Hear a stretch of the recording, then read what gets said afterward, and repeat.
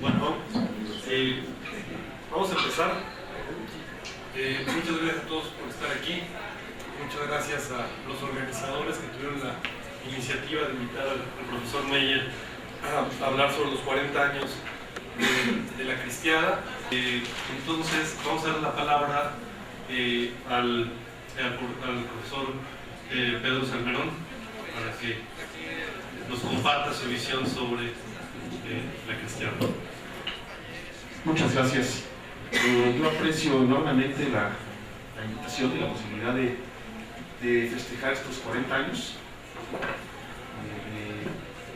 que he estado cumpliendo los libros, una serie de libros importantes, justamente esa fecha. Ahora voy a explicar porque de hecho creo que con la cristiada se cierran estos ciclos de 40 años. Y bueno, de estar aquí con don Jan Miguel, a quien le tengo un muy particular aprecio. Immanuel Wallerstein define en el 68 los movimientos globales de 1968 como una revolución peculiar. Para él es una revolución global cultural. Dice él que esta peculiar revolución cambió definitivamente las realidades ideológico-culturales de lo que él llama el sistema mundo, el sistema capitalista global.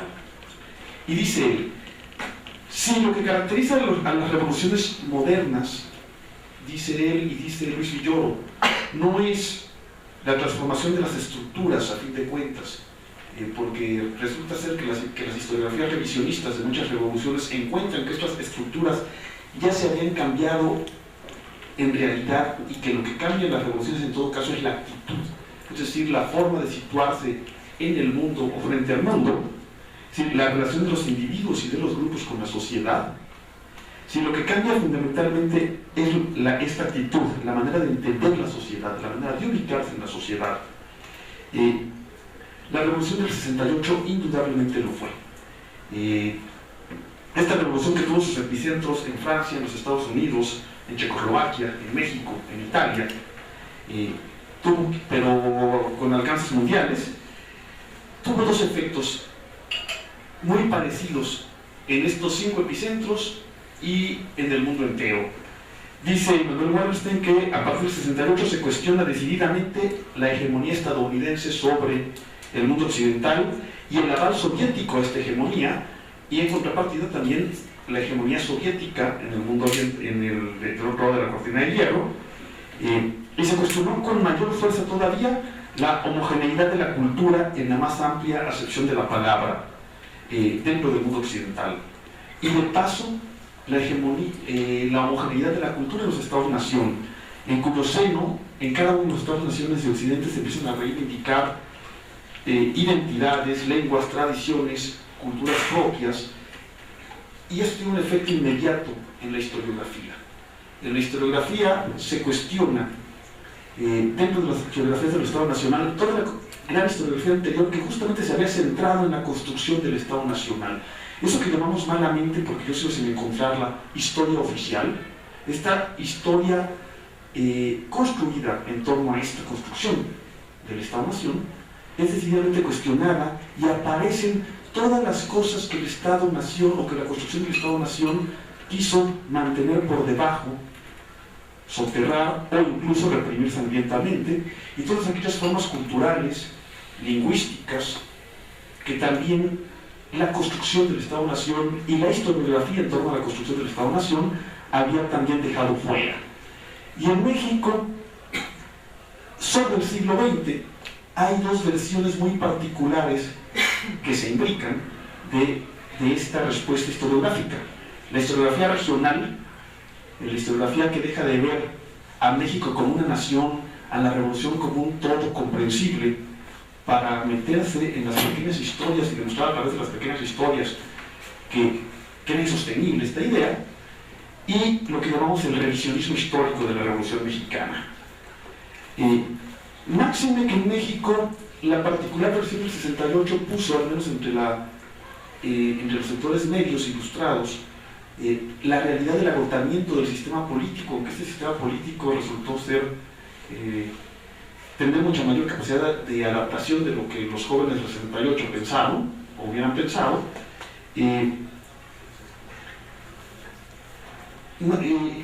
Los historiadores y los intelectuales vinculados a la historia y a una nueva discusión de la historia empiezan a discutir muy seriamente el paradigma de la revolución, que en México había sido la forma peculiar que había adquirido el discurso de la construcción del Estado-Nación. Y discúlpenme si estoy un poco más incoherente que costumbre, porque traigo un jet lag horrible, estoy prácticamente bajando del avión. Pero, entonces decía, los historiadores, o el llamado revisionismo, lo que hace es esto, fundamentalmente discutir la forma peculiar que en México había adquirido la historiografía que construye la idea del Estado-Nación, que es lo que llamamos, una vez más creo que mal, la historia oficial de la Revolución Mexicana. Yo estaría por buscarle otro nombre a esa historia oficial. La idea del agotamiento de la Revolución Mexicana había sido puesta sobre la mesa por uno de los más lúcidos intelectuales mexicanos, Daniel José Villegas, quien preguntó, justo en vísperas del 68, ¿ha muerto la Revolución Mexicana? Desde la generación 68 también en esos años le contestó con un ensayo olvidado que deberíamos recuperar, Rolando Cordera, titulado "A quien haya encontrado la Revolución Mexicana, a favor de devolverla". Estos son los historiadores de la Revolución, llamados posteriormente revisionistas, para equipararnos con la gran corriente revisionista que había sobre la Revolución Francesa. Se empezaron a preguntar cuestiones otro tipo de cuestiones sobre la Revolución. Preguntaron quiénes hicieron la Revolución. Es decir, el gran elemento novedoso de toda esta historiografía son los actores colectivos, los actores sociales. Y al preguntar quiénes hicieron la Revolución, se pregunta de dónde vienen, por qué se sumaron a la Revolución, qué hicieron en ella. Y se empiezan a cuestionar muchas de las versiones anteriores. La Revolución dejó de ser asunto de caudillos, de prohombres, para convertirse en acción social y colectiva. Y de paso, sobre todo, ya lo decía hace rato, perdió su carácter unitario y nacional. De aquel movimiento aparentemente sencillo, cuya mejor resumen sintético está quizá en la obra de Jesús Silva Herzog, que es quizá quien resumió con mayor inteligencia esa versión anterior de la Revolución. Los revisionistas extrajeron otro múltiple, complejo, fragmentado, casi hasta lo inasible. Y esta corriente empieza, y con eso quiero terminar porque en realidad yo quería hacer una presentación muy breve para que ustedes tengan la posibilidad de dialogar con el profesor Meyer. Empieza con un grupo de libros que se publican en un arco muy breve, en 6 años, los años que van de 1967 a 1973. ¿Qué quiere decir eso? Que todas las investigaciones de las que estos libros son resultado ya estaban en curso cuando irrumpió violentamente el movimiento del 68, o cuando fue violentamente reprimido. ¿Qué quiere decir? Que eran cosas que estaban en la cultura de la época, que el 68 saca a la luz de la misma manera que esta historiografía. ¿Qué libros son estos? En el 67, los libros de Armando Bartra, que recupera el magonismo, y de John Cockcroft, que curiosamente también recupera el magonismo, pero inserta la visión regional, al explicar cómo un grupo de intelectuales formados en San Luis Potosí van a ser los precursores, como él los llama, de la revolución, y explica la particular circunstancia potosina.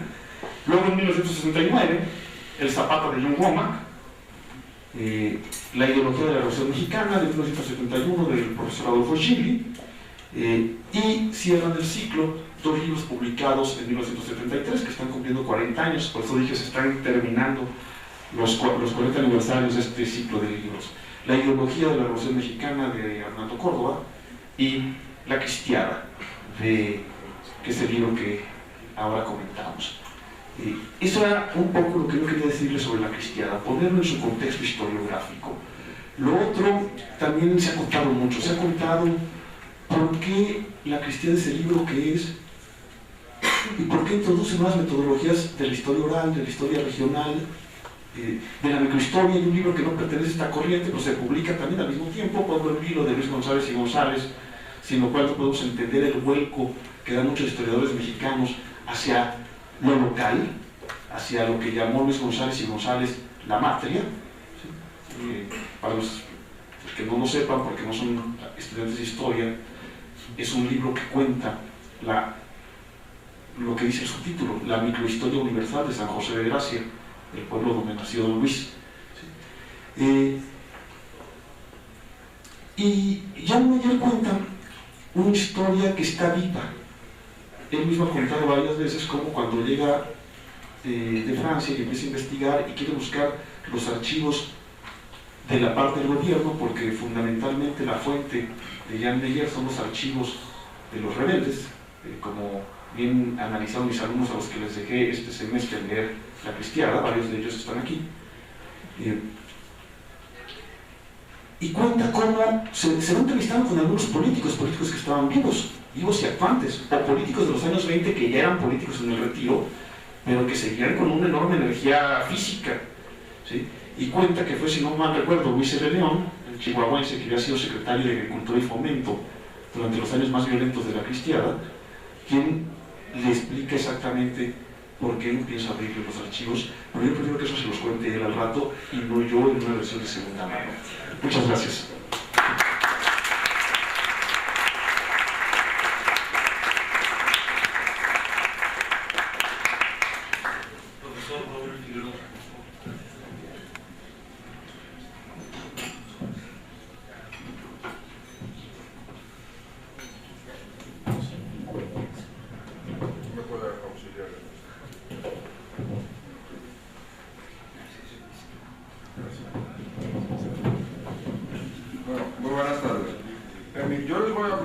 Muy brevemente sobre las coordenadas internacionales en que tiene lugar La Cristiada, que es decir, de 1926 a 1929, y haré hincapié en lo que el profesor Meyer ha llamado en uno de sus libros, pues las potencias tutelares de la Iglesia mexicana, que se refiere a Roma y Washington.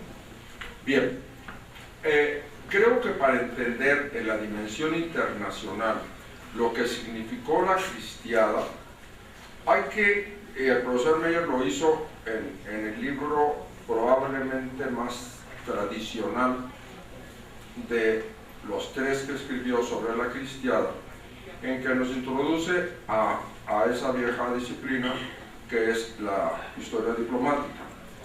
Él hace también mucha historia comparada, es decir, también en las relaciones Iglesia-Estado en dos países distintos, que es Francia, el lugar de origen del profesor Meyer, y México, su patria adoptiva. Bien, recordemos aquí muy brevemente que en 1922, en octubre, tuvo lugar la Marcha de Roma, y a finales de este mes, principios de noviembre, Benito Mussolini llega al poder por una especie de golpe de Estado aparentemente incruento, con colaboración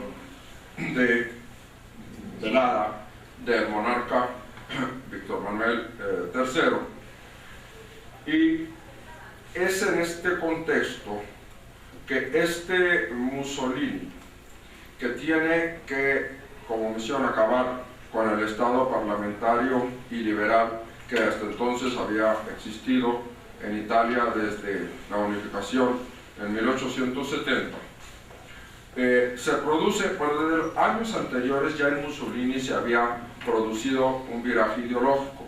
Recordemos que Mussolini fue primero miembro del Partido Socialista, y también, para los efectos que nos ocupa, pues fue un ferviente anticlerical. Sin embargo, desde 1910 o 12, cuando ha abandonado el Partido Socialista, cuando funda el nuevo partido fascista,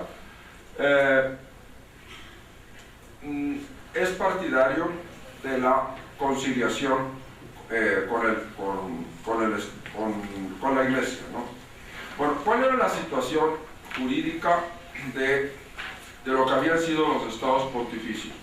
Los estados pontificios como tales desaparecieron en septiembre de 1870. A partir de eso, el Papa en ese momento, Pío IX, se declaró prisionero del Vaticano. Todos sus sucesores, algunos sin hacer tanto hincapié en esta clasificación, pues siguieron con esta trayectoria. En el año de 1971, el Estado italiano expidió una ley de garantías, así se llamó, para regular la situación pues, anómala que tenía el antiguo Estado Pontificio, puesto que seguía siendo acreditado ante el mismo un cuerpo diplomático diferente que el que estaba ante el rey, ¿sí?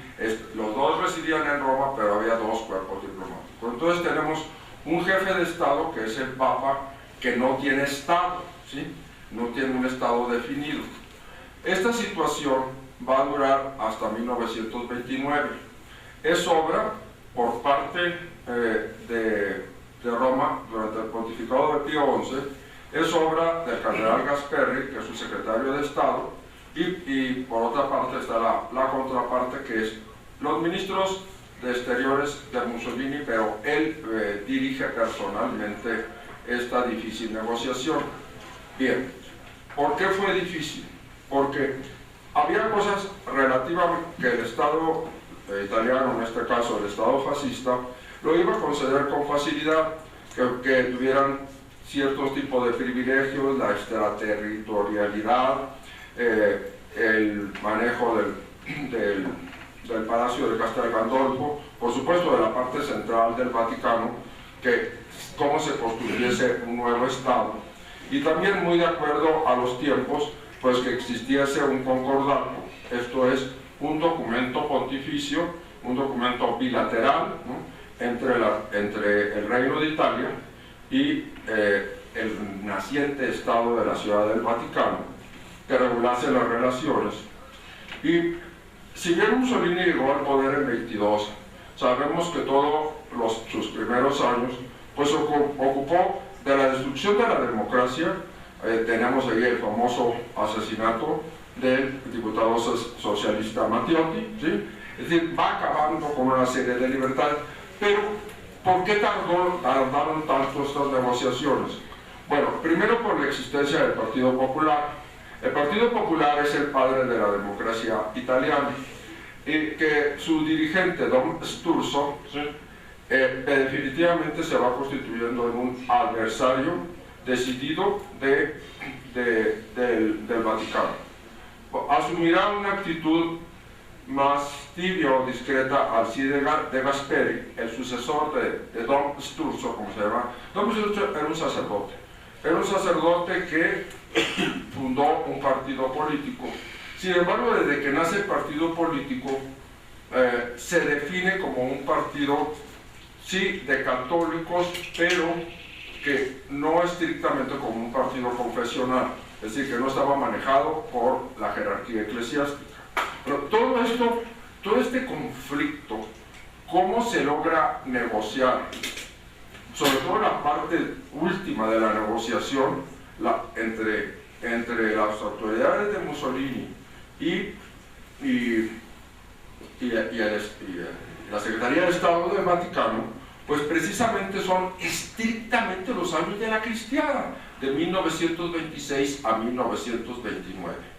Entonces, ¿y a qué resultado se llegó? Pues a los tratados lateranenses de 1929 en febrero. Y curiosamente, este mismo año, a finales de julio, van a ser los arreglos, ¿no? Los arreglos entre unos representantes de la Iglesia Católica, el ala, dijéramos, pues, más progresista, por llamarlo de una forma, y el presidente provisional, Emilio Montesquieu, asesorado por un paulista norteamericano, pues el padre Burke, y con una intromisión muy clara de Monroe. Entonces el asunto se volvió, tiene muchos componentes internacionales. Ahora bien, el profesor Meyer lo ha sugerido bastante bien en algunos de sus libros, que el estallido de la Cristiada fue un dolor de cabeza muy grande también para el Vaticano. Por eso mantendrá cierta actitud de distancia. ¿Por qué? Pues porque el Vaticano en ese momento interesaba en más otras cosas. Le interesaba asegurar su existencia como un Estado pleno, soberano y demás.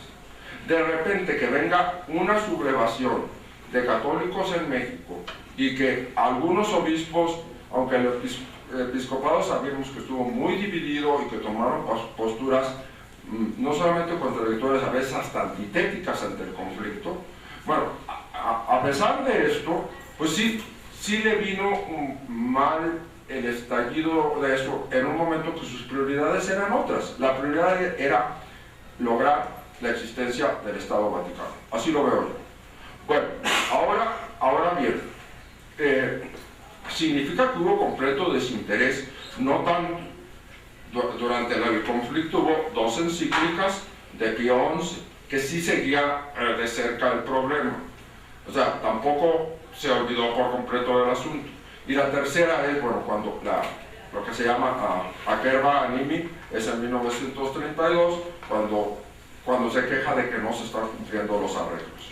Bueno, en este contexto podríamos decirnos, sabemos también que no tenemos relaciones diplomáticas. El Estado de la Revolución Mexicana no tiene relaciones diplomáticas.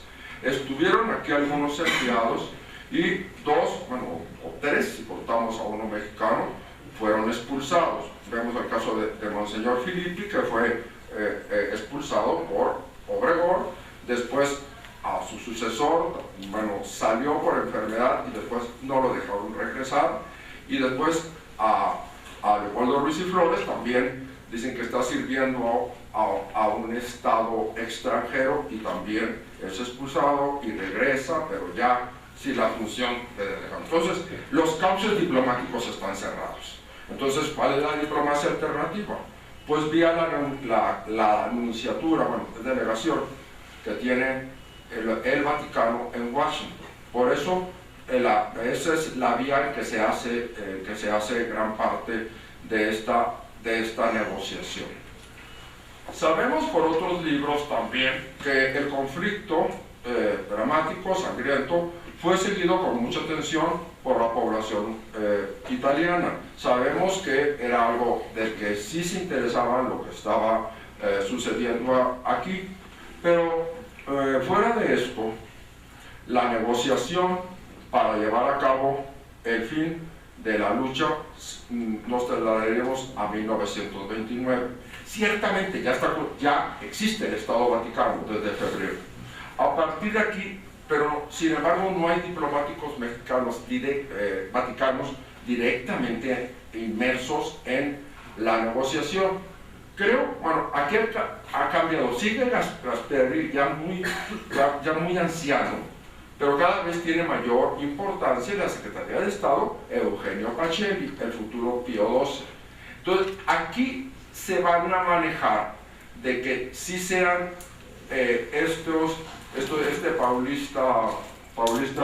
sacerdote paulista norteamericano, que sí tiene papel en esto, Moro, como lo decía Vasconcelos, ¿sí? El procónsul, ¿sí? Y 2 obispos mexicanos que siempre fueron partidarios de llegar a un tipo de negociación. La negociación, saben que ha sido muy vilipendiada, que muchos cristeros no la aceptaron, los arreglos famosos.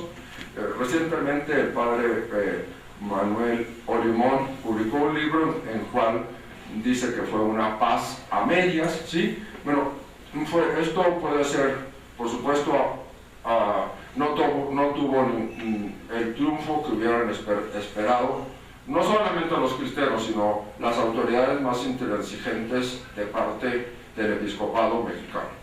Entonces, yo lo que quería decir en esta breve introducción es que veamos también un poco cuáles son las coordenadas internacionales en las que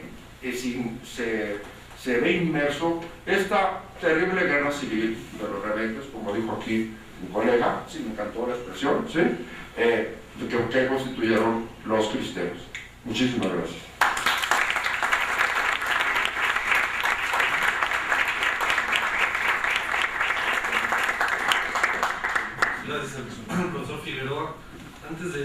la palabra al profesor Meyer, déjame hacer una pequeña rectificación. Soy muy malo para los protocolos. Yo sé que regularmente aquí había que hacer una presentación de cada uno de los ponentes un poco más larga, tal vez y demás. Yo soy muy dado, y mis estudiantes lo saben, a que no me gusten los protocolos. Pero voy a aprovechar que tenemos un poco de tiempo, porque desgraciadamente no podemos escuchar al profesor Butler, para hacer una introducción un poco más larga del profesor Meyer, sin muchos detalles burocráticos, pero que yo dije que no iba a hablar hoy, le dije a Julio, yo no voy a hablar, lo voy a moderar. Pero déjenme compartir una historia, como una historia personal de la cristiana, ¿no? Como algunos les he contado en algún momento, yo crecí siendo un niño muy confundido. ¿Por qué? Porque tenía un abuelo marxista, abiertamente, miembro del PC y demás, y del otro lado, un abuelo guanajuatense, no cristero porque era muy joven para haber sido cristero, pero simpatizante sin duda con la causa cristera. Y eso me llevaba a pasar un fin de semana oyendo sobre la inminente revolución del proletariado mundial, y la siguiente semana yendo a misa con mis abuelos paternos. Era muy confundido. Y en ese entorno, de pronto en algún momento, me volví consciente de que algo había pasado en los años 20 a lo que le llamaban la cristiana. Y las versiones en las dos casas eran radicalmente diferentes, ambas completamente simplistas. Ahora lo puedo entender, pero en ese momento las dos eran las explicaciones que uno recibe de sus familias del mismo evento, y son explicaciones muy diferentes, ¿no? En casa de mi abuelo materno, el comunista, la explicación era muy sencilla. Son una bola de campesinos manipulados por la iglesia, utilizados para resistirse a la reforma agraria, que era realmente lo que había que hacer y lo que estaba en el interés de esos campesinos.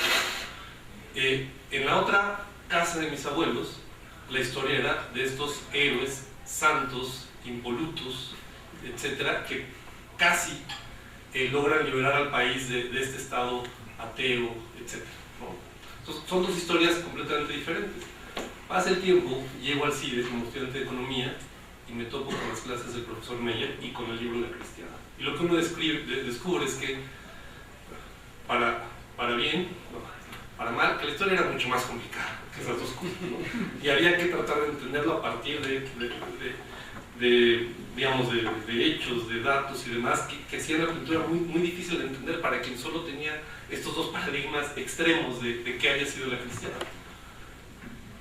Por otro lado, lo hacía mucho más interesante, ¿no? Y debo, digamos, reconocer que parte de esa mutación que voy sufriendo para eventualmente querer ser más historiador y menos economista de lo que soy, tiene que ver con encontrar la fascinación en estos argumentos que eran mucho más complejos históricamente. El profesor Meyer no se va a acordar, pero así como algunos de ustedes tienen que entregar trabajos finales, alguna vez entregué un trabajo final para el profesor Meyer. Y me acuerdo muy bien que en el último párrafo de mi trabajo final hacía una especie de berrinche sobre por qué sabemos tanto de este tema y no tenemos una verdad absoluta sobre este tema, por qué no tenemos la verdad de este hecho histórico y lo seguimos discutiendo.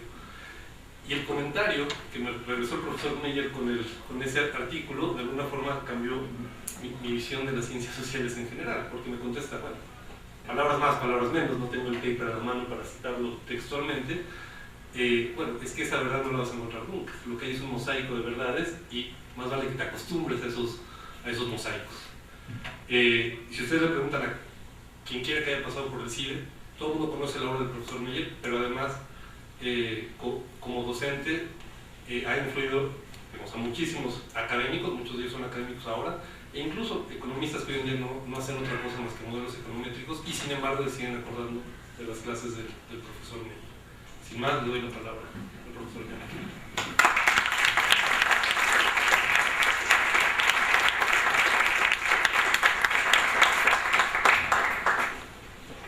Bueno, le doy las gracias a Julio Solís y a sus compañeros estudiantes que tuvieron la gentileza de organizar esa sesión. La verdad, yo no me había dado cuenta de que ya habían pasado 40 años desde la publicación del libro. Es un olvido bastante claro, uno no quiere ver claro en su causa, uno quiere ver pasar el tiempo. Bueno, ni modo, pasaron 40 años Y yo he tenido muchísima suerte. He tenido suerte hace pues, ya casi 50 años, cuando descubrí lo que iba a ser mi tema de tesis de doctorado de historia en la Sorbona, en París. Fue en 1964, o sea, hace 49 años, en una sesión del seminario de doctorado de Historia de América Latina del gran historiador Pierre Chonu, que nos dejó hace algunos años. Yo presenté un proyecto de investigación sobre Emiliano Zapata y, digamos, estaba aceptado, pero en ese seminario había un estudiante mexicano, un doctorando mexicano, un jesuita, el padre López Moctezuma. Estaba haciendo en ese momento su tesis sobre el gran obispo, arzobispo virrey Palafox, enemigo de los jesuitas. Por desgracia, el padre López Moctezuma nunca pudo terminar su tesis porque era un excelente profesor y la Ibero le cargaba tantas horas de clases que nunca... Pero yo le estoy muy agradecido al padre López Moctezuma porque él dijo, mire, Zapata está muy bien, el tema es muy interesante, todavía falta mucho por investigar, pero ya hay algunos buenos libros como Raíz y Razón de Zapata, de Sotero Inclán, en fin. Si usted busca un tema absolutamente virgen, y supuestamente en aquel entonces en Francia las tesis debían efectivamente tratar temas nuevos o desconocidos, pues en México, en el mapa histórico, hay un continente en blanco y se llama la Cristiada.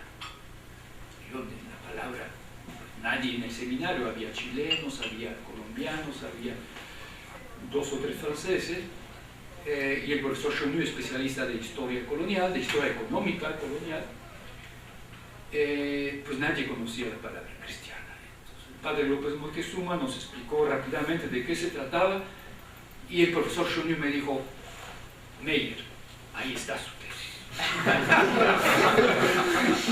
Pero le advierto, usted se va a topar con archivos cerrados, tanto de la Iglesia como del Estado. 1964, la cristiana es 26-29 y la paz religiosa realmente regresa definitivamente en 1938. O sea, entre 38 y 64 había la mitad de la distancia que nos separa ahora del 2 de octubre de 1968. O sea, era una cosa todavía candente. Me di cuenta de eso después, llegando a México.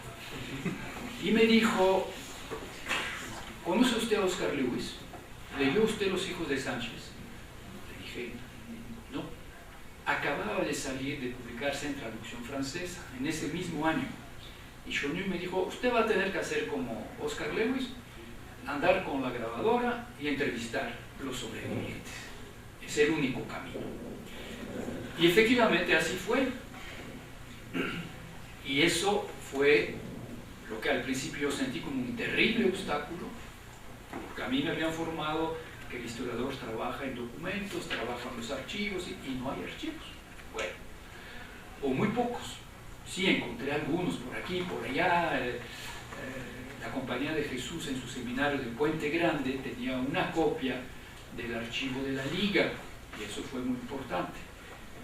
Pero en general no había archivos. Entonces, ese obstáculo se transformó en una suerte extraordinaria. Porque escuchando, bueno, conociendo a los cristeros, viajando por toda la República y escuchándolos, grabando o apuntando, porque en aquel entonces no había grabadoras de hoy. Uno andaba con un Uber que pesaba 7 kilos, que me prestaba los fines de semana en el Colegio de México y necesitaba luz, no era de pilas. Las pilas aparecieron en 68, casi al final de mi investigación. Pero de todos modos no eran aparatos chiquitos. Y además la gente no estaba acostumbrada. Entonces, muchos testigos se intimidaban con la computadora, al grado de que yo desistía de prender el micrófono que tenía que, por favor, acerque el micrófono, y la gente con eso se ciscaba. Y entonces aprendí a hacer lo que ahora mi hija, que es psicoanalista, me dice que es lo que hacen los psicoanalistas, que no tomas apuntes mientras la persona está hablando. Pero en cuanto salga el paciente, inmediatamente apuntes todo lo que te dijo. Y entonces cultivé así una memoria relativamente buena, creo. Lo que no sabía en aquel entonces es que la palabra cristiana es una palabra muy antigua y que hay muchos libros que se llaman la cristiada a partir del siglo XVI. Y les voy a decir, todos son poemas épicos, o sea, poemas en versos y epopeyas de la vida, muerte y resurrección de Cristo. Y por eso se llama la Christiade en francés, Christian en inglés, la Cristiada en español y en portugués, y en eslavo antiguo no sé cómo se llama, pero existe. Marco Jerónimo Vidal, fines del siglo XV, principio del siglo XVI, tiene una cristiada en latín. El calvinista, el protestante francés Albert Babino, escribe una cristiada en francés. El fraile dominico español Fray Diego de Ojeda publica en español, en Perú, en 1615, una cristiada. En latín otra vez, un escocés, Alexander Ross. Estoy mencionando nombres que ustedes no conocen y yo tampoco, pero John Milton, el gran poeta inglés, el protestante inglés John Milton, escribió en 1671 lo que sigue de su Paraíso Perdido y se llama La Cristiada o El Paraíso Reconquistado. Cito la edición francesa de Bruselas de 1753. Y recientemente encontré un poema en eslavo por Junio Palmatic, hoy en día sería croata, en 1673, poema que mandó al zar de Rusia, ¿no? Y hay otras cristiadas que no he podido localizar o solamente una mención. Por ejemplo, Voltaire, en uno de sus escritos anticatólicos, anticlericales, critica a lo que llama los cristiaderos y cita a un Monsieur d'Escorbiac, tolosano, o sea, habitante de la ciudad de Tolosa. No he encontrado la cristiada del señor d'Escorbiac, pero Voltaire no inventa, porque Voltaire en lo mismo denuncia a John Milton, diciendo que otro cristiadero que escribe a la gloria de Cristo. Bien, cristiadero en español realmente es cristero, porque el cristiadero es el que habla de Cristo o invoca a Cristo. Eso nos lleva precisamente al título de mi tesis, de mi libro, La Cristiada. Cuando se iba a publicar en México en 1973, el comité de lectura de la joven, de la flamante casa editorial Siglo XXI, paréntesis, para que vean ustedes que el azar no existe en la historia, porque los azares son realmente providenciales. Bajo la presidencia de Díaz Ordaz, antes del movimiento estudiantil, pero casi al mismo momento, Díaz Ordaz fulmina, cesa al director del Fondo de Cultura. El director del Fondo de Cultura era el argentino Arnaldo Orfila. El Fondo de Cultura se fundó, si mal no recuerdo, por 1936-37 en tiempo de Cárdenas, y fue una idea de don Daniel Cosío Villegas, inspirándose de los fideicomisos norteamericanos o ingleses para tener dinero del gobierno, pero al mismo tiempo una independencia. Y muy pronto don Daniel logra colaboradores en toda América Latina. En Buenos Aires, el doctor Arnaldo Orfila. Después, años después, se lo trae a México y Orfila es un brillante director del Fondo de Cultura. Pero comete un pecado imperdonable. No tanto la traducción del Capital de Marx, que el gobierno no vio con muy buen gusto, pero eso no fue el problema. El problema fueron los hijos de Sánchez, de Oscar Lewis, justo el libro que Pierre Junior me dio a leer. Y los hijos de Sánchez provocaron una reacción de un nacionalismo, no, ¿cuál nacionalismo? De un chauvinismo cerril, al grado de que la Sociedad Mexicana de Geografía y Estadística pidió que se le prohibiera la entrada al territorio nacional de Oscar Lewis y que si entrara se lo fusilara. No invento, no es tradición oral, es un texto. El presidente de la sociedad en ese momento era Emilio Portes Gil, expresidente de México, el hombre de los arreglos, que con eso se ganó un gran mérito frente a la historia, ¿no? Bueno, entonces en ese cierro el paréntesis, corren a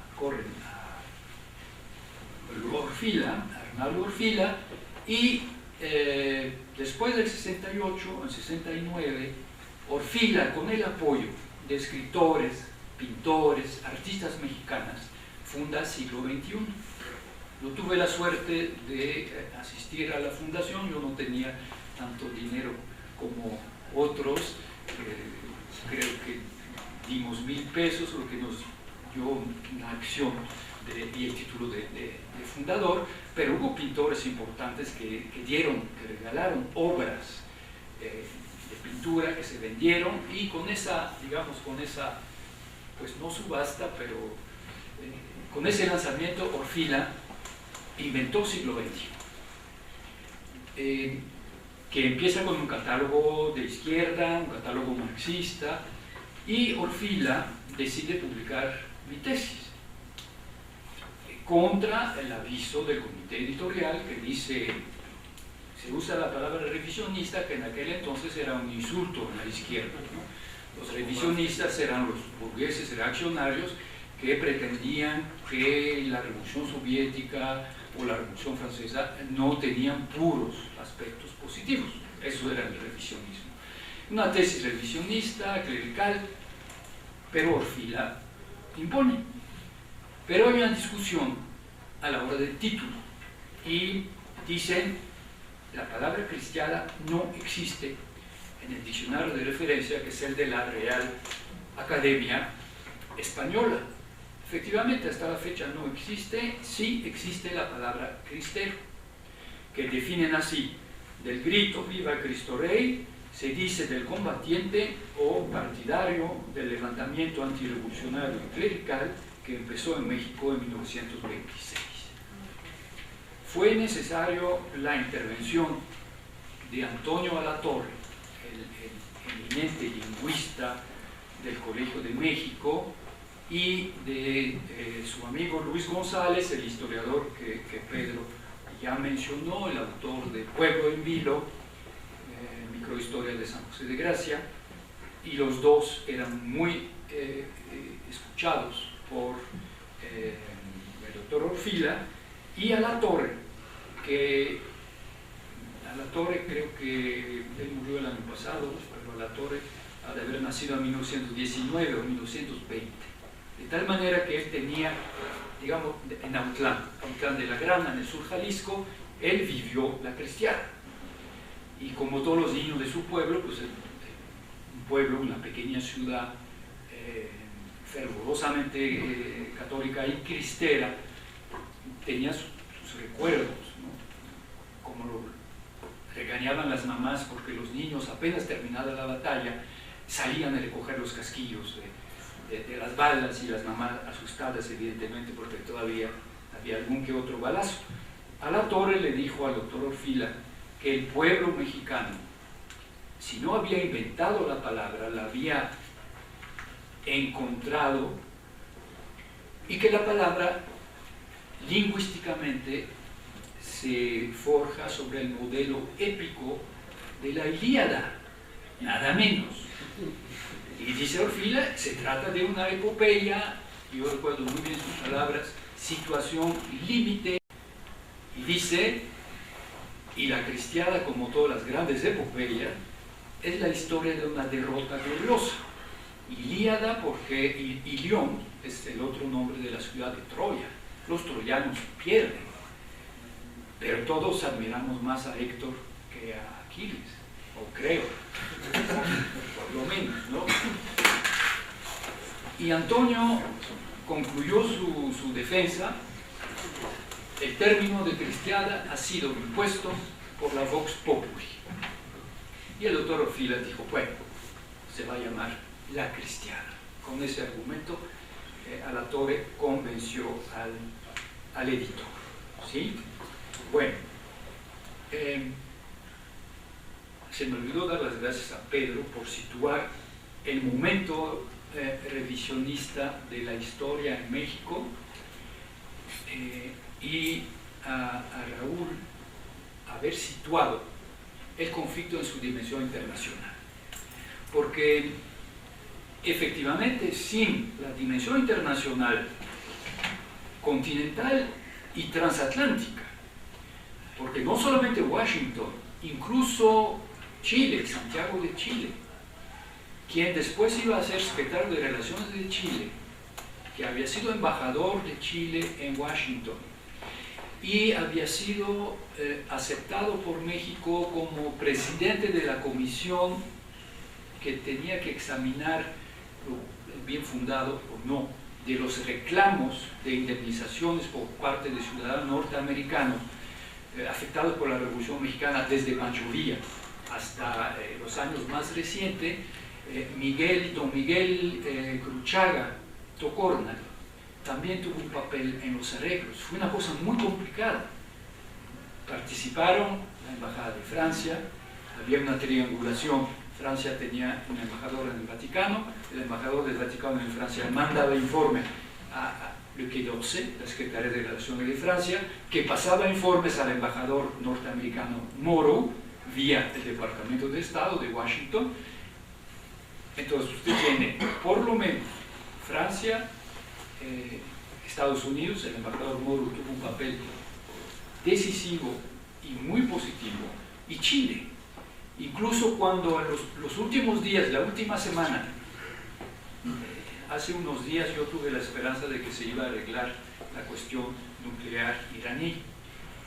Hubo un encierro en Ginebra, progresaron muchísimo las negociaciones, al grado de que dos personajes que habían anunciado que no irían a Ginebra, John Kerry, el vicepresidente, el secretario el encargado de State Department de Estados Unidos, y su homólogo Sergei Lavrov, el secretario de Relaciones de Rusia, volaron a Ginebra. Entonces yo dije, eso me recuerda a los arreglos de junio de 1929 y creo que va a salir. No salió, espero que salga más adelante. Pero hubo 10 días aquí en México de arduas negociaciones, de ir y venir entre diversas oficinas, y se consultaba constantemente a Roma, mandando los diversos borradores y recibiendo las constituciones romanas, todo eso a través del telégrafo, usando la cifra, es decir, la manera, la clave de la Embajada de Chile. Entonces, usted tiene en ese momento, realmente es un asunto internacional. Pero fue un asunto internacional en el eco que despertó en todo el mundo católico. No solamente en el mundo católico, también en el mundo protestante. Hace unos años en el CIDE hubo un congreso que se llamó Las Naciones Extranjeras frente al conflicto religioso mexicano. Y vinieron de Italia, de Argentina, de Colombia, de Chile, de Estados Unidos, Inglaterra, Italia, ya lo dije, Italia, Holanda, Bélgica, Francia, Alemania, Austria, el eco del conflicto religioso fue algo increíble. Hasta Filipinas, hasta Líbano. Se celebraban misas el domingo, intenciones para que el pobre pueblo mexicano recobre la paz, que termine la persecución, etc. ¿Sí? Una anécdota para que puedan medir, se publicó las actas del coloquio. El presidente Calles, gran estadista que duda cabe, y cuando Raúl estaba hablando de Mussolini, yo estaba pensando que el presidente Calles tiene hay cierto paralelismo que se puede establecer con Mussolini de manera positiva, no Mussolini el destructor de la democracia, sino el estadista, y con Mustafa Kemal Atatürk, el padre de los turcos, que en esos años está fundando la actual República de Turquía, 1923. En 10 años se celebrará el centenario de Turquía. 3 grandes estadistas. Pueden gustarnos o no, se puede discutir la violencia con la cual a fuego y sangre Atatürk fundó la República y modernizó Turquía. Lo podemos comparar con Calles, los dos son jacobinos, anticlericales, no hay clero en el Islam, pero digamos antirreligioso al estilo Revolución Francesa.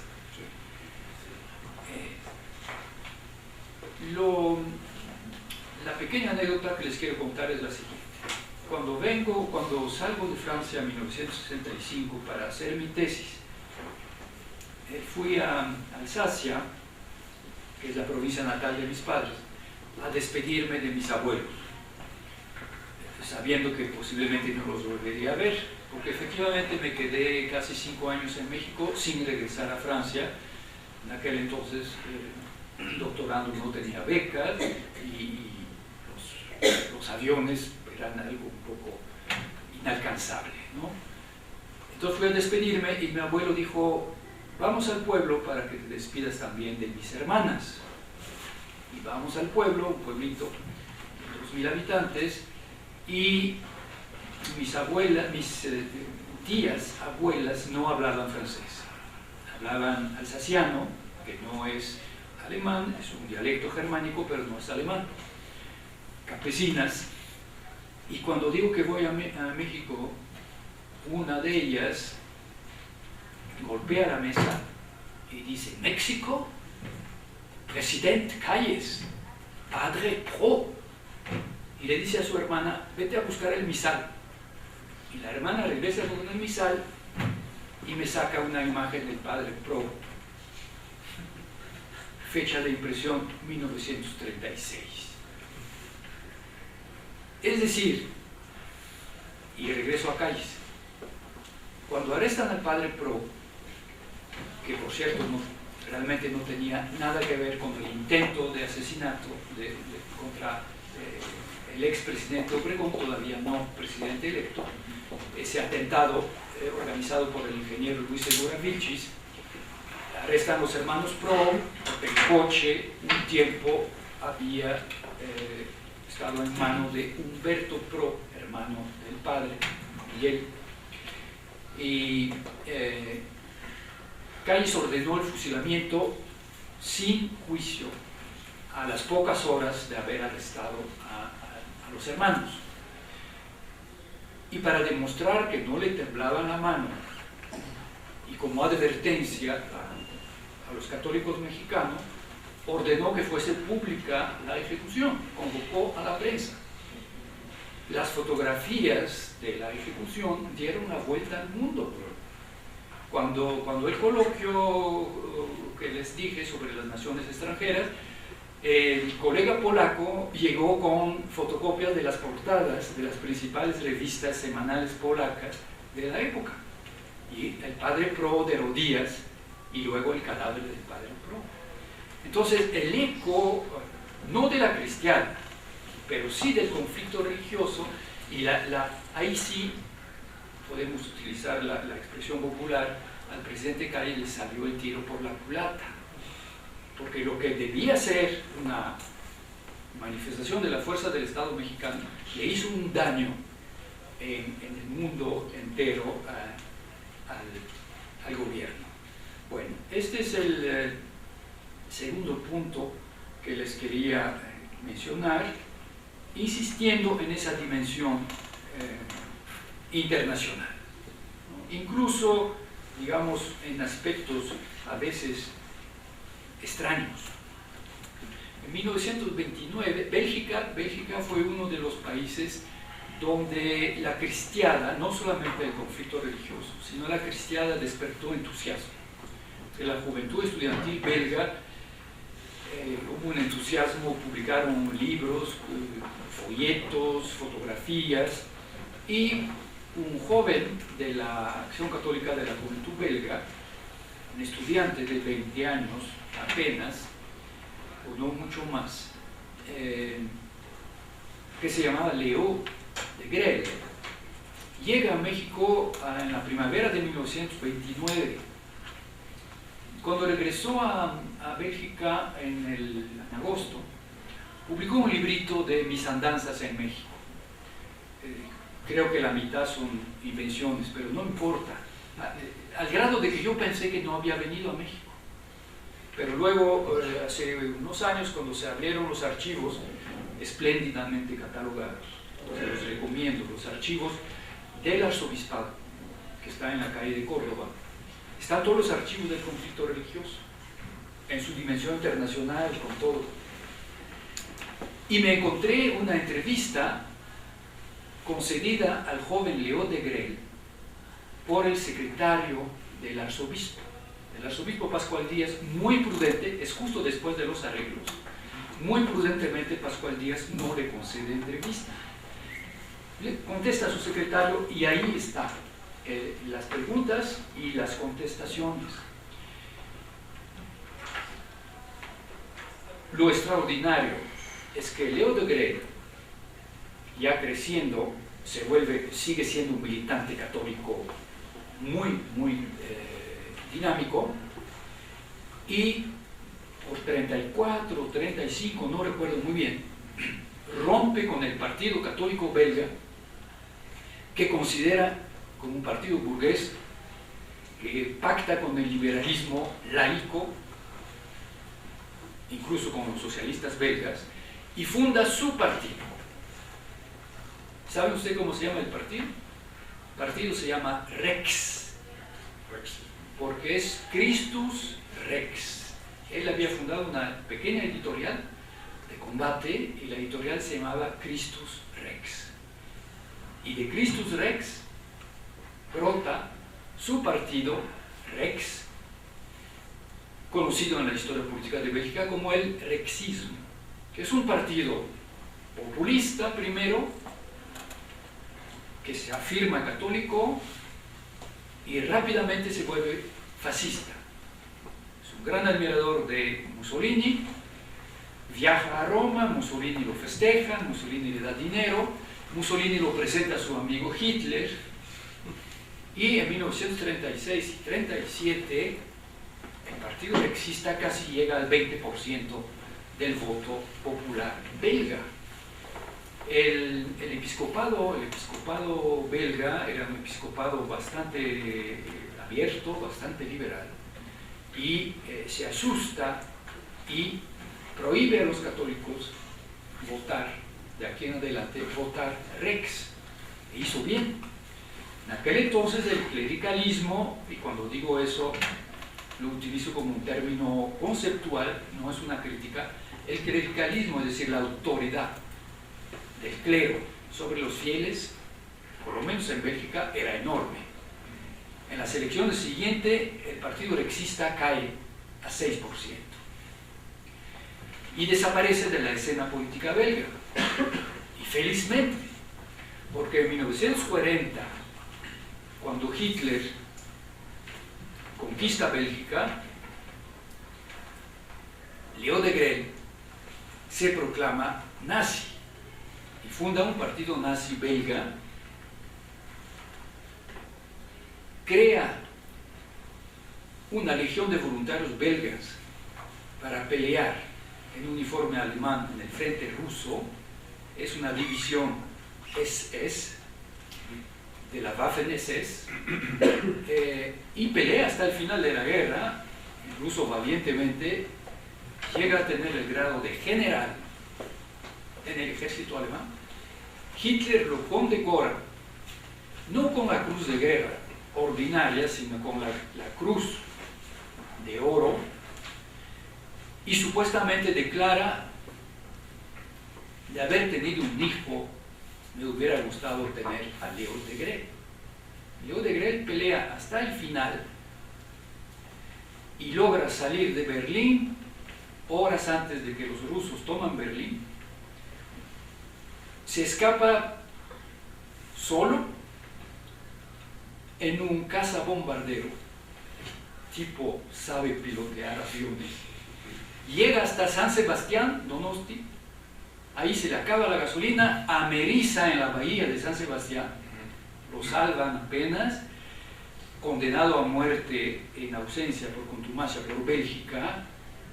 España, la España de Franco, nunca lo entrega, se vuelve un amigo de Franco, un empresario exitosísimo, rompe con la Iglesia Católica a la hora del concilio, evidentemente, porque se vuelve lefebrista y muere a los 90 y tantos años, colmado de bienes y de años, como dice la Biblia, a propósito de Abraham, y un antisemita furibundo, nazi, nunca arrepentido. Los cristeros mexicanos no tienen la culpa de la trayectoria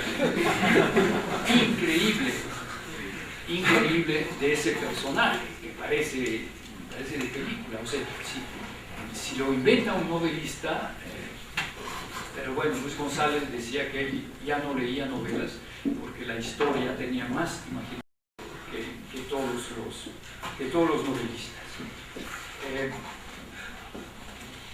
Quiero terminar como empecé. He tenido mucha suerte, he tenido muchas gracias, mucha gracia, he recibido gracias. La última es que uno de nuestros hijos es director de cine, lo que preocupó mucho a su mamá cuando anunció que dejaba la biología y que su vocación era el cine, y la mamá sigue preocupada por el porvenir económico de su familia.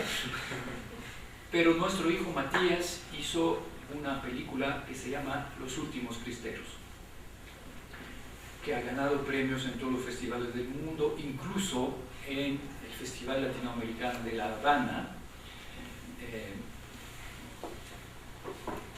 en un régimen que teóricamente sigue siendo un régimen revolucionario, al cual la cristiana no le puede simpatizar. Película que se puede conseguir, el video existe, el DVD existe en Gandhi y en El Péndulo, pero lo pueden bajar también en la red. Es una adaptación de una novela histórica, pero que es al mismo tiempo un documento autobiográfico. Es de Antonio Estrada Rescoldo. Rescoldo, que tenía como primer título Los Últimos Cristeros. Y el editor sugirió que Rescoldo era un título más literario. Y Antonio Estrada, de chico, a los 6, 7, 8 años, anduvo en los años 30 a Salto de Mata con su padre y con toda su familia en la Sierra de Durango. Eran los últimos cristeros que se habían vuelto a levantar en armas entre 1932 y 38. La novela que fue Juan Rulfo que me hizo descubrir esa novela. Juan Rulfo fue el padrino en literatura de Antonio Estrada. Antonio Estrada murió muy joven, en 68, de un infarto masivo porque había tenido una vida de perro toda la vida. Esa infancia, a veces comían barro, comían tierra del hambre que pasaban. Y después, joven periodista, se le ocurrió lanzarse contra el cacique de San Luis Potosí, Gonzalo N. Santos. Publicó un libro famoso que se llamaba La grieta en el yugo. Don Gonzalo mandó comprar toda la edición y quemarla. Y durante 3 años anduvo corriendo por toda la República, usando peluca, dejando crecer la barba, el bigote, quitándolo, cambiando de nombre, porque los matones de don Gonzalo andaban detrás de él. Pudo tener una vida normal hasta después de la caída de Gonzalo N. Santos, como a la mitad o a finales del sexenio de López Mateos. Tuve la suerte de conocerlo, pero murió muy pronto. Y Juan Rulfo, con un rasgo de generosidad extraordinario, cada mes mandaba dinero a la viuda de Antonio Estrada, que era una señora muy sencilla, que se ganaba la vida con su máquina de coser Singer y vendiendo ropita. Y esa señora nos decía: yo nunca conocí al señor Rulfo, pero siempre apoyó a Antonio y cada mes nos mandaba un dinero. Todos los últimos cristeros son los últimos 7 días del libro Rescoldo, que dura 1 año. Es el último año de la vida del padre, Florencio Estrada, coronel cristero, obligado a levantarse en arma en lo que fue la segunda. Y terminaré con algo que dijo o escribió Cristóbal Acevedo, hijo del general cristero Aurelio Acevedo, a quien dediqué en 1973 la cristiada por mucho que me ayudó a hacer mi trabajo. Y Cristóbal Acevedo escribe: la realización del reino tuvo lugar en esa época, 1926-1929, pero una guerra a balazos, ¿puede ser eso un ideal? Lo que dije, Cristo, es terrífico. Podrás entender, querido lector, podrás entender que la cristiada no fue solamente la guerra, sino la vida que surgió entre los cristeros. La cristiada todos la ven como la guerra contra calles y sus gobiernos. No, hay que verla desde adentro. Y es lo que hizo nuestro hijo Matías Meyer en sus últimos cristeros, donde no hay un solo combate, donde una sola vez, 30 segundos, se ven a los soldados federales, pero muy a lo lejos, y se oye el clarín de la caballería. Y Cristóbal dice: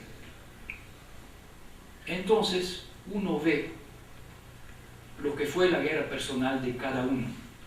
Todos tenemos una cristiada.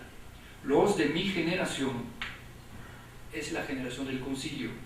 Él fue durante muchos años dominico, incluso fue superior de la provincia de México. Luego, sin ruptura con la iglesia, con permiso de la iglesia, se retiró y se casó. Por eso dice: los de mi generación vimos abrirse un pequeño pedazo de cielo. Fue nuestro compromiso con la realidad social de México. Mi padre y sus compañeros vivieron la cristiada como una liberación. La cristiada para ellos no es lo imposible, como nuestra teología de la liberación. No es el imposible, sino querer que eso dure toda la vida. Mi padre dijo que la cristiada le dio un pequeño sabor de cielo, una belleza. En ese sentido fue mucho más que la utopía de Tomás Moro, porque no fue una creación literaria, sino un hecho real y realizado, doloroso y genial. Sin conocer ese texto que Cristóbal me dio hace poco, pues Matías Meyer da a ver eso en su película Los últimos cristeros. Muchas gracias.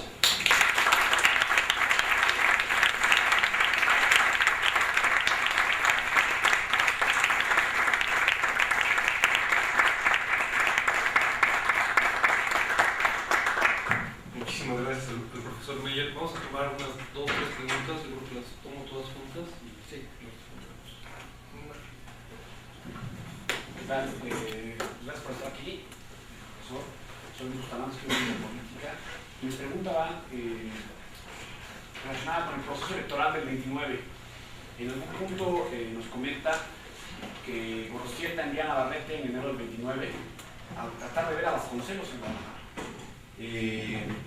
Bueno, que Gorostieta envía a Navarrete en el 29, en enero del 29, me parece, enero-febrero del 29, a tratar de buscar a Vasconcelos pensando en quizá una coalición entre el movimiento cristero y el proyecto que está en plena elección presidencial, Vasconcelos.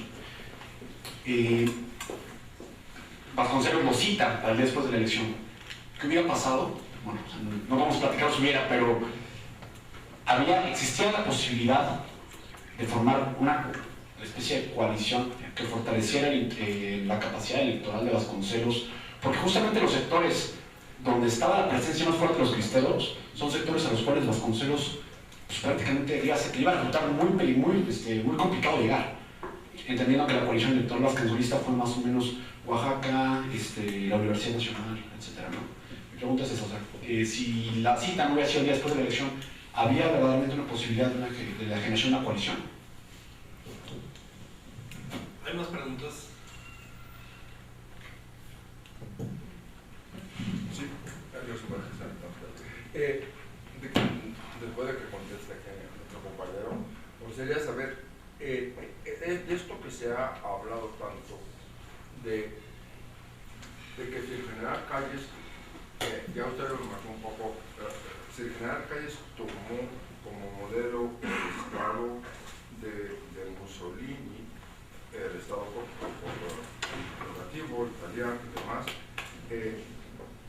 se dicen cosas contrarias también a esta aseveración, que si de eso nos podría hablar. Sí.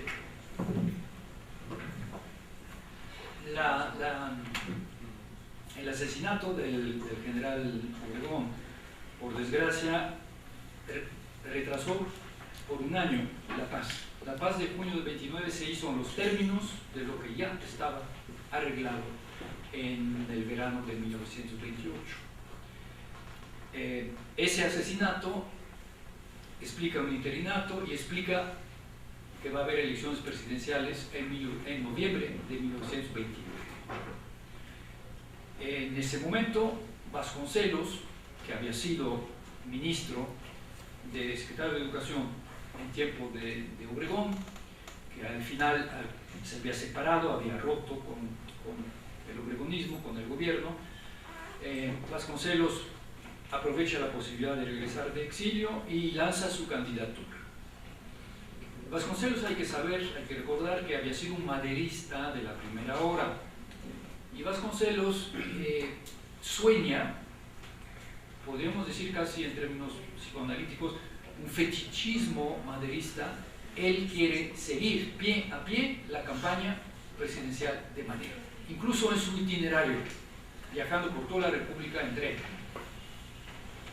De tal manera que cuando Gorostieta, digamos, en ese momento el jefe militar más importante de la cristiada, un hombre de familia de Alcurnia, región montana, desde el siglo XVIII por lo menos, descendiente del capitán por su madre, descendiente del capitán Velarde, que tiene una estatua en Madrid porque es el capitán artillero que peleó contra los franceses del general Murat cuando entran el 2 de mayo en Madrid.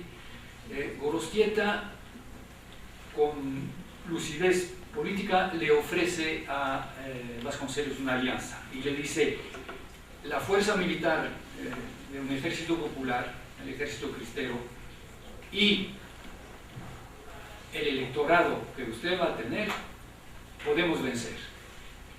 Y lamenta la contestación de Vasconcelos, porque Vasconcelos dice: de acuerdo, pero vamos a hacer como Madero, hasta noviembre, hasta demostrar el fraude, porque eso fue el plan de Madero. Madero quería el levantamiento armado, pero en última instancia no era su prioridad. Sí, y solamente si agotamos todos los recursos democráticos, y por eso tenemos que ir a las elecciones y demostrar al pueblo que si hay fraude, entonces sí hay levantamiento. Y por eso hablo de fetichismo. Vasconcelos, tan inteligente, conociendo a los generales revolucionarios, cómo pudo pensar. Pero sí fue un factor decisivo en empujar al gobierno mexicano a acelerar las negociaciones en mayo-junio de 1929. Había que lograr la paz antes de noviembre de 29. Y Vasconcelos apunta la noticia, cuando cae la noticia de los arreglos, sentí calosfríos. Se puede escribir escalofrío, yo tuve que ir al diccionario porque no estaba seguro del calosfrío, sí, calosfrío en la espina. Efectivamente, eso liquida cualquier posibilidad para Vasconcelos.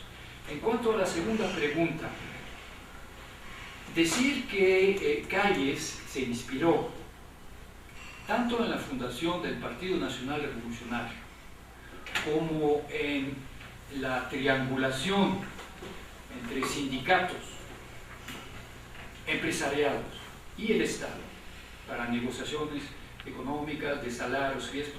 En esos dos aspectos, decir que Calles se inspiró del modelo fascista italiano no es para nada calumniar a Calles o acusarlo de ser fascista. Lo mismo, esa cosa absurda que uno encuentra muchas veces. Cuando arrestan a Calles, cuando en el tiempo de Cárdenas arrestan a Calles y lo suben prácticamente en pijama y en bata al avión, pues cuando sale de su casa se lleva en la mano un libro. Ese libro es Mein Kampf, Mi combate de Hitler. Prueba de que Calles era un nazi. Es un argumento en ese momento para liquidar a Calles. Pero mi padre, gran profesor, gran maestro de historia en secundaria y prepa, me decía: cualquier estadista inteligente en esa época, y por desgracia en Francia no lo supo, debía leer Mein Kampf. Bien, sí he encontrado en los archivos de Calles documentos traducidos, los estatutos del Gran Partido Fascista, traducido al italiano y publicado en México por la Embajada de Italia, anotado del puño y letra del general Calles. Son indicios, no es una prueba, no es la pistola humeante que es la prueba del crimen, ¿no? Pero insisto, para mí no es un crimen. Que en ese momento, en todos los países del mundo, las democracias estaban en crisis, se necesitaba Estado fuerte, saliendo del caos revolucionario. O sea, si Calles no se mete, o no lo meten, porque no fue Calles, fue Morones, y fue un problema, la competencia entre el sindicato de Estado mayoritario, la CROM de Morones, y el sindicalismo libre, tanto el católico como el rojo y negro, pero el católico en ese momento era el más numeroso. Eso es lo que llevó el gobierno de Calles al conflicto con la Iglesia. Pero sin el conflicto con la Iglesia, Calles pasa sin restricciones mentales de nadie a la historia como un gran estadista, mucho mayor que Cárdenas, que por cierto Cárdenas sí se deshace de Calles y hace bien, porque si no, no puede ser presidente, pero es el fiel ejecutor testamentario de Calles. De la misma manera que Porfirio Díaz es el discípulo de Juárez, se levantó contra Juárez, pero como presidente hizo exactamente lo que hacía Juárez y aplicó el programa de Juárez. Entonces, Calles, y se lo puedo decir con toda tranquilidad, porque he criticado demasiado la política religiosa de Calles para que se me sospecha de indulgencia o benevolencia culpable, no cabe duda que Calles es un gran estadista.